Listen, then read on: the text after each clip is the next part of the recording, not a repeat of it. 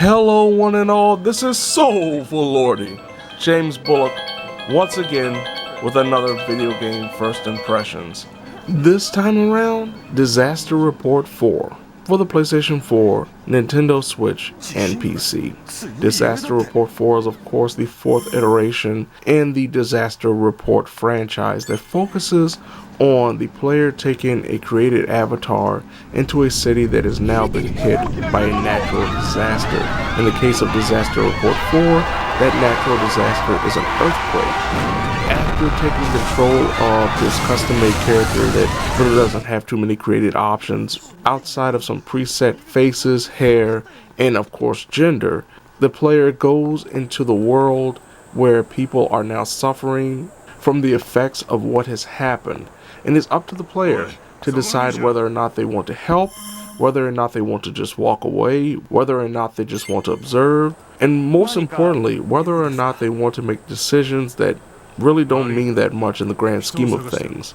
This is essentially a point-and-click adventure where you go from one section to another, and depending on where you're going, a cutscene will start that gives the player an indication of what to do next, though a lot of the times, a majority of those indications are so obtuse and so hard to figure out, it becomes an effort and tedium. One great example of that is during the second stage of the game, where you have to find a roll of toilet paper to give to the store manager that will allow for you to continue the story. Unfortunately, to go about this is actually rather confusing, and it's not told to the player exactly what kind of route the player needs to take. You should just be able to go get that roll of toilet paper off the store shelves or out of the back room, but that is not the case. You have to go through a few trials to figure out how in the world you'll be able to progress the story. When it comes to the choices and the dialogue options, a majority of them are very similar in nature. While some situations will give the player the ability to say, hey, I want to stand up for myself, or I want to cower in fear, other dialogue situations will be very similar in nature with every answer, like I will introduce myself elegantly, or I will introduce myself normally, or I will introduce myself angrily. You're still introducing yourself, and considering the fact that the dialogue is not voiced, it really doesn't matter. It really is just rooted in the idea of role-playing. From a gameplay perspective, there are certain implementations that are very good, that really tie into the just feeling of claustrophobia and overall fear that could happen due to aftershocks, including having to duck and cover. If you do not duck and cover, you will fall on your butt and will take damage. But if you do duck and cover in the wrong area, things can fall on you and do damage.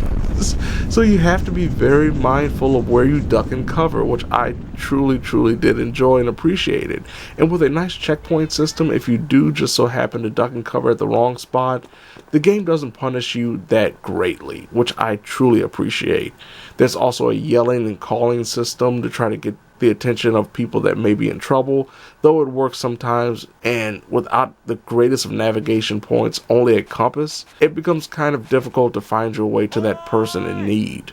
Beyond the lacking navigation points, beyond the lacking dialogue choices, or at least emphatic dialogue choices, the biggest issue I have with the game definitely has to be the loading times. This game is chock full of loading times, especially when going from one section of the map to the other, because this isn't a gigantic open world that is fully explorable on the onset. You will go from one section to another, and once you move from that section to the next, you cannot go back to that previous section. And considering this was really built for the PlayStation 3, this was originally supposed to be a PlayStation 3 game, it is kind of wild that even on next-gen consoles it hasn't been better optimized. Beyond the loading screens, there are some frame rate issues that will pop up from time to time, especially when a disaster or an aftershock is occurring. Overall, the game is very much rooted in the Disaster Report gameplay and presentation. It doesn't do anything really to shake up the world, no pun intended. It doesn't really do anything to make players who may be intrigued like yours truly think that they've really been missing out on something. But for those who do enjoy the franchise, for those who do enjoy these types of games, it does a great job in being a Disaster Report game. Another big issue when it comes to this game for those who, even if they do enjoy the franchise, may be a little off-put by is the price. This is a full price $60 game.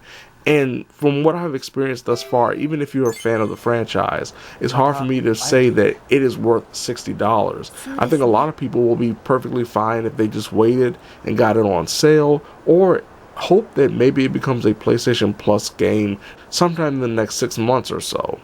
So there you have it. This has been Soulful Lordy, James Bullock, once again with another video game first impressions. Disaster Report 4 for the PlayStation 4, Nintendo Switch, and PC. Now if you don't mind, the ground is shaking underneath my feet. I have to duck and cover, and if I do so in the wrong spot, I will have no choice but to say, oh lordy.